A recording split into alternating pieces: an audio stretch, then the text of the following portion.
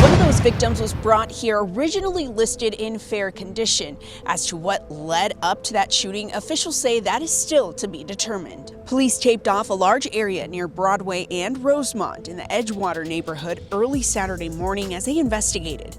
Officials say it was around 1:20 this morning when officers responded to the scene for a call of a person shot. Upon arrival, they found multiple victims had sustained gunshot injuries. A 28-year-old male sustained multiple gunshot wounds to the body and was transported by the Chicago Fire Department to St. Francis Hospital, where he was pronounced dead.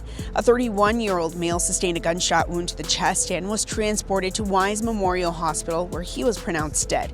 A third victim, a 36-year-old male, sustained a gunshot wound to the back and was transported to Evanston Hospital, where he was listed in fair condition.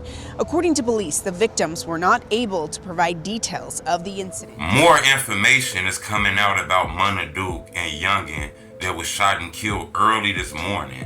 You know, the internet is going crazy because this news got reported and a lot of people didn't really even know if this was real, but it's real. Looked like they was leaving out of a bar. The crazy part is the bar was on 63rd. Hit the like button. Gold on this video, 1,000 likes. You know, it's a lot of talk going on about what happened. A lot of people posting about this. I got a real update. I ain't saying the other updates ain't real, but it's a real update. So hit the like button because it push any fake updates down and push a real update up. It looked like they was leaving out of a bar. Okay, I don't know what would make you go to a bar on a weekend that late at night, you know, in Chicago. That's a 3 out of 3. That's a recipe for disaster, in my opinion. But unfortunately, you know, a lot of people don't follow these rules. I don't understand why.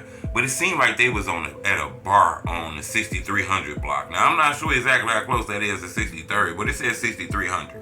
And we know that's the area they probably shouldn't want to be around. Now, I'm not saying that's in the right area where they shouldn't go. I'm just saying they got the word 63 on it, okay? That's all I'm saying. According to a lady whose daughter was at a bar where they was killed at, you know, she posted on social media and said that it was somebody outside the bar walking around with a ski mask on. Just pacing back and forth with a ski mask on, like he was waiting for them to leave out the bar. When I hear that, it feels like maybe their location was dropped. Somebody calls, hey, them niggas up in there, y'all, they up in there, they gonna leave out sometime soon. Cause somebody outside just waiting. He said he wasn't hiding, he was just outside the bar in the front, walking around pacing with a ski mask on.